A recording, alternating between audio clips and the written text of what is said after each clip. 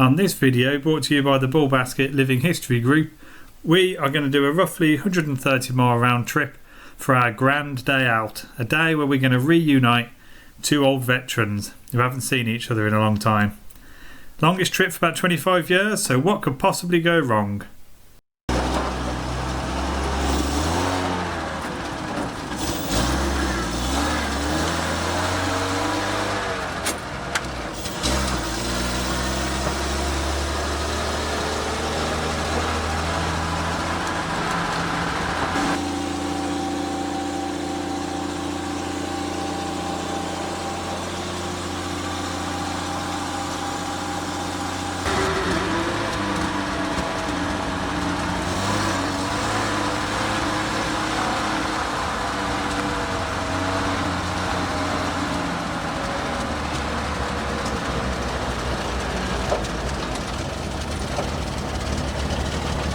Reconnecting!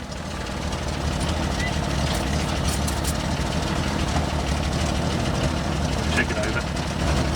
What's up? Hey! There's a fucking rainbow forecast. Not this bad.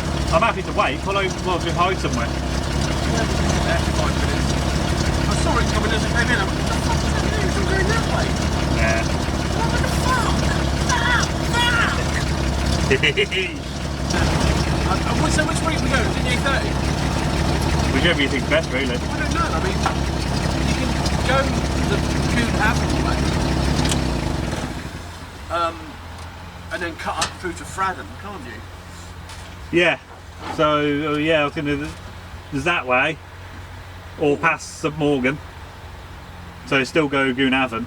Yeah. Through Newquay, past RAF St Morgan, and that brings you out on the A39. What's it called?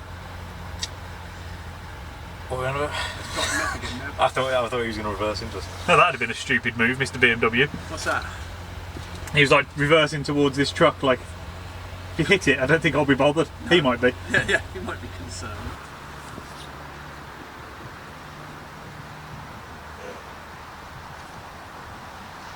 Can't see anything wrong, apart from the rainbow. Yeah, but that's normal. She's old, she's just sweating power. Gotta leave your mark.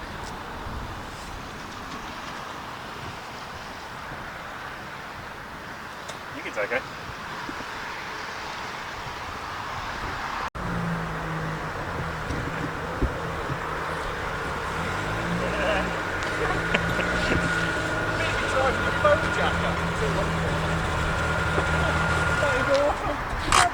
Pulled over. I was literally about to come over and go, do you know you're mental, Dylan? And now, like, I don't need to say it, you should already know. The gear stick is warm. It's warm. Will it start? Never doubted it. First time. Never doubted it.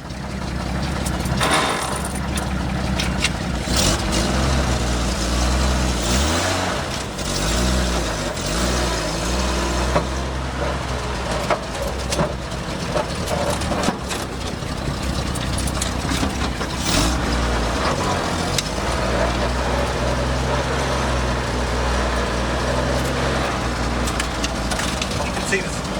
Don't get Gonna be calm, boy. He's a good lad. He's a good lad. I never doubted him.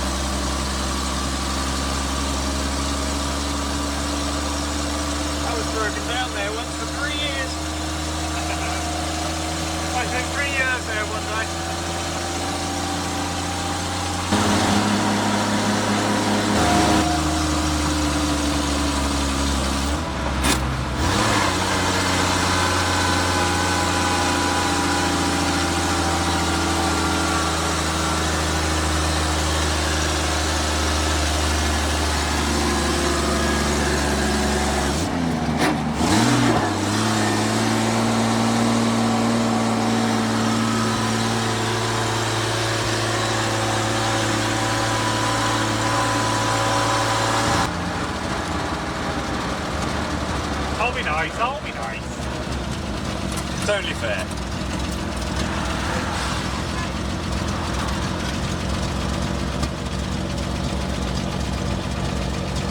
The exhaust is falling off. That why it's so smoky. Yeah.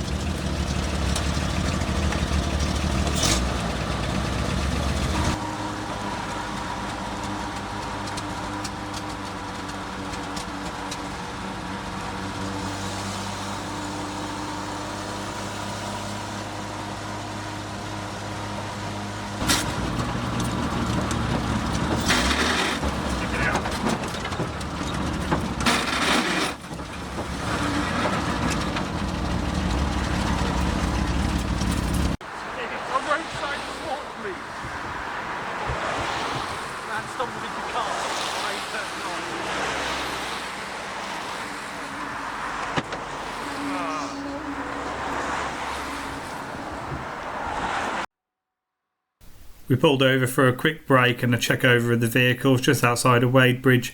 It's about halfway up for us. The Jeep had a few issues in the morning and the QL had a few issues in the morning. We just wanted to check everything over, make sure the smoke of doom wasn't actually smoke of doom, which it wasn't. So we had a quick bite to eat and a drink before carrying on our way, do a few little bits of checks and maintenance, but then onward to Davidstow.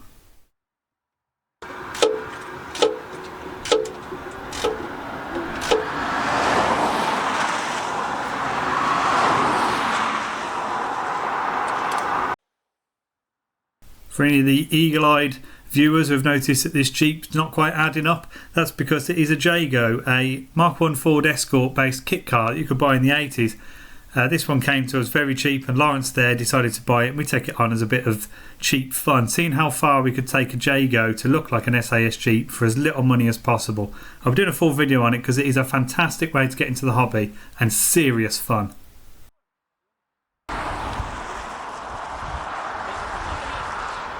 So I said, oh, where's what? He goes, yeah, so the body's all rusted, old. But he's done with it.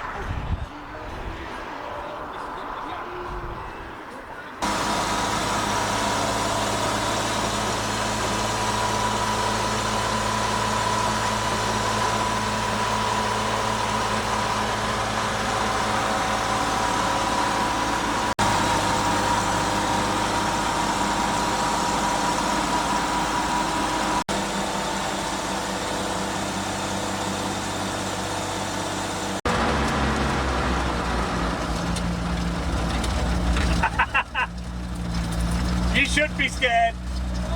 Do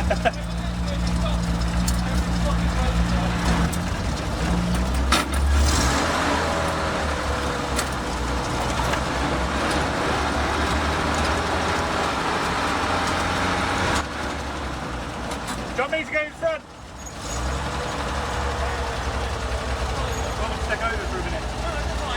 I don't know if that's why you're pulling in.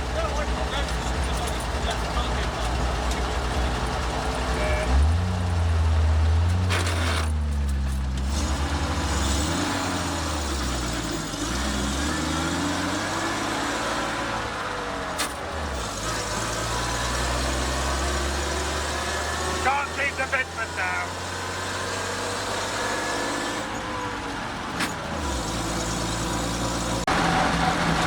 Made it. Davidstow airfield.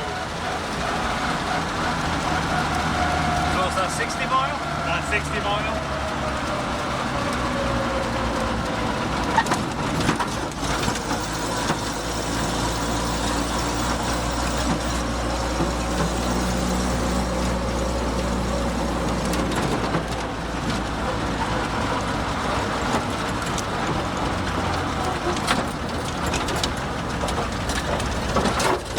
We made it! Where are we going? Come up here for now.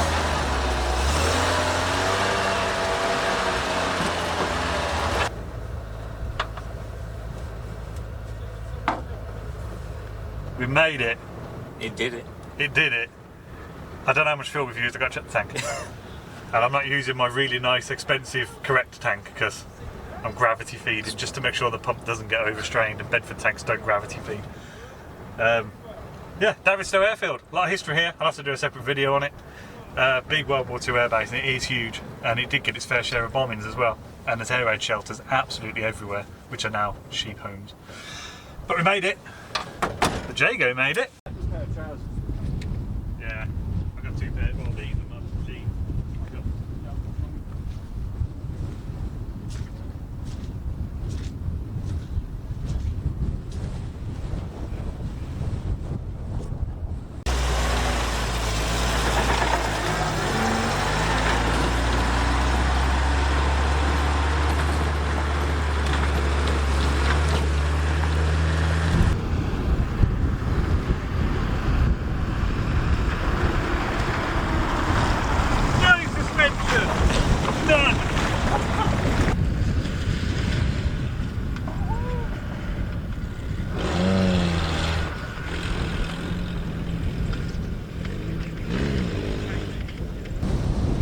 Truck's in place with David Stowe's tower behind, and Lawrence and the lads have gone to escort a special guest across.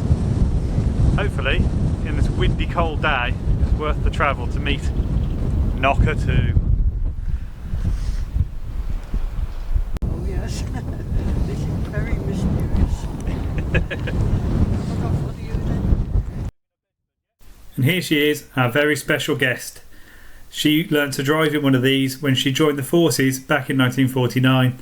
She would drive Bedfords and all sorts of ambulances and other trucks, but it seems to be the QL that's really stole a piece of her heart. As with many of the veterans I've come across associated with these trucks, they do seem to have that sort of fondness. They're remembered very much as an old friend, not just a piece of equipment.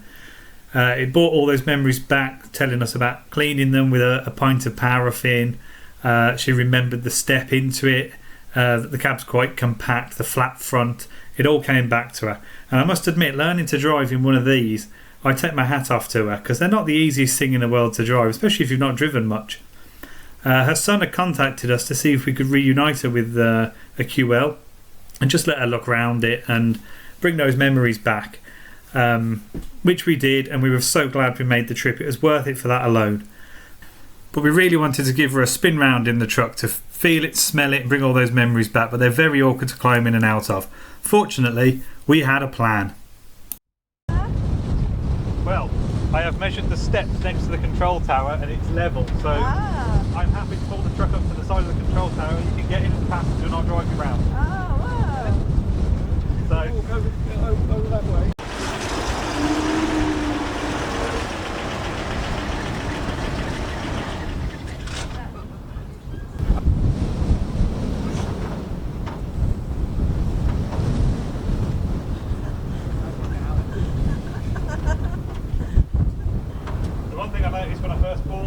there is no nice way to get in or out of it.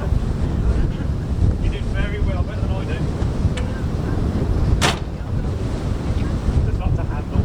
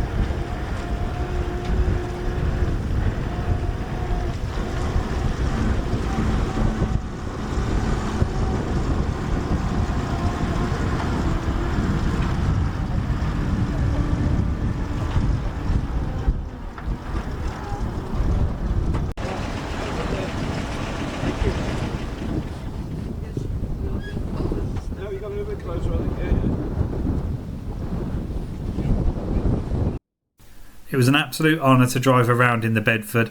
I drove for a few miles up and down the airfield, along the main road that cuts the airfield in two, as you can really get it up to speed. and hear that distinctive whine of the gears and smell the hot engine between you. It was a really, really fantastic thing. I'm glad we could do it.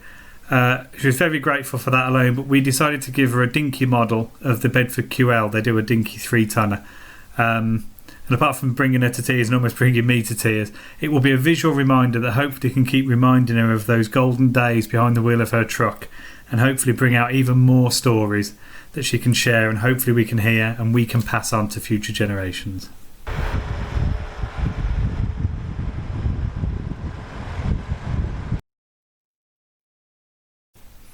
After getting a bit cold and definitely very windswept on the airfield, I found out that the Cornwall at War Museum on the edge of Davidstow Airfield, in some of the old RAF buildings there, was actually open. I thought it had closed 2 days before, but it turns out it was actually open.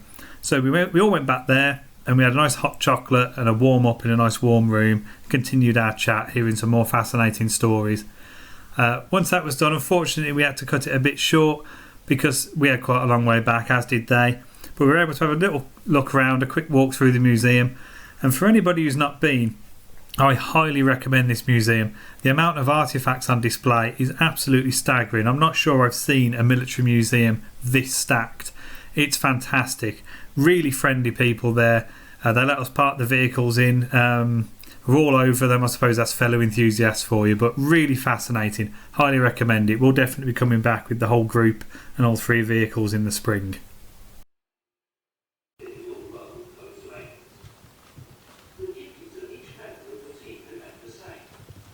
I love the MW. That's next on the list. So that was 62 miles plus a few miles around the airfield. She seemed to like it. It brought back a few memories, some fantastic stories about having to clean the whole truck, in and out, engine, everything spotless. You had a pint of paraffin and you had to clean the whole truck immaculate for your inspection with a pint of paraffin. I've never heard that before. It's fantastic. Loads of great stories. I'll try and get some more in the video if I haven't already. But checked all the fluids. It used a little bit of oil. I think it mostly leaked that. We had an exhaust leak, which was our mysterious smoke. Have to go and find fuel. It has drank quite a bit of fuel. But yeah, let's try and beat the rain, because I do have a wiper, but I'd rather not drive it in the rain. So let's go.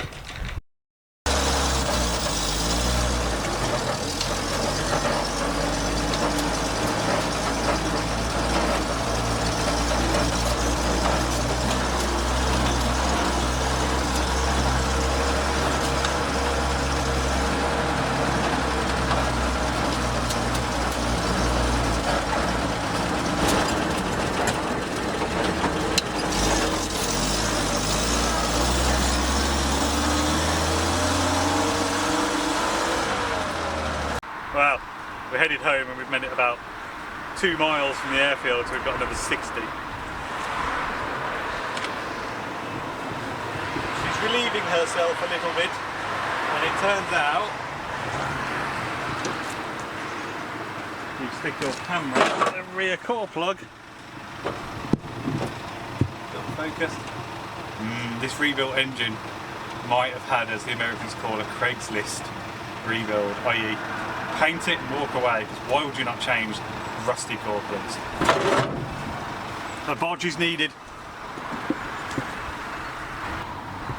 So, we've got a water leak, and it's coming from one of the core plugs, which has clearly been bodged in before because loads of silicon's come off, and it's pissing out quite bad. So, and we've got 60 miles to go.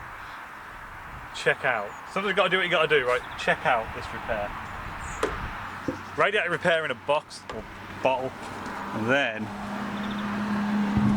the screw in the hole, and hopefully it gets us home.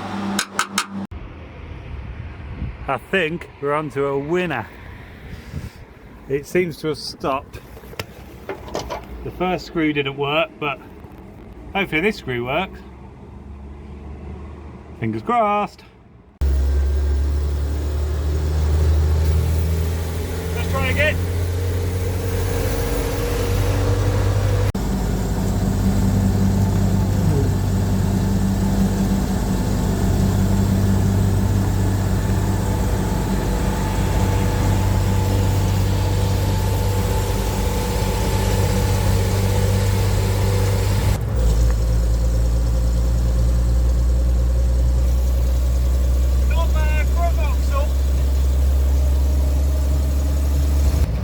checked. We're about to hit the A30, so the barge seems to have worked. Touch whatever wood's left of the truck.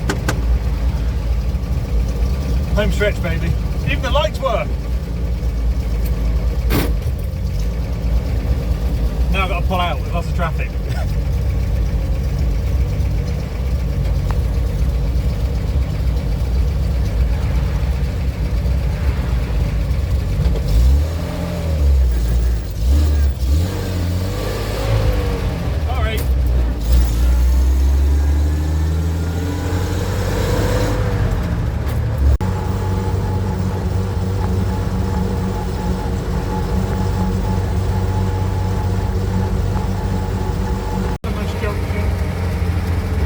Will anyone let you out? They ain't.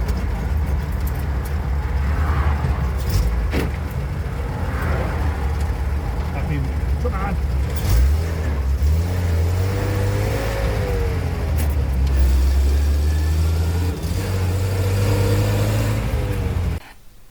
Well, the truck got back fine and my bodge worked great. What a fantastic truck. Now clearly it's still a project, as you can see it needs a back, but for all the people who like to remind me, oh, you shouldn't have it on the road, it's not finished yet, it's doing much more good being on the road even in an incomplete state than it is sat round years waiting for it to be finished. We'd have never been able to do this and reunite these two veterans if I'd have waited for it to be perfect, and for me that's way more important than having it look like it's just rolled off the factory. It was a fantastic day and I'd do it all again. Thanks to everybody who was involved. A massive thanks to the veteran and her family for coming up. I really hope it was worth it. It really was for us, and we can't wait to tell all the stories at events that have been passed on and keep those memories alive. A big thanks to Brad from Hodgetts on History for doing the filming.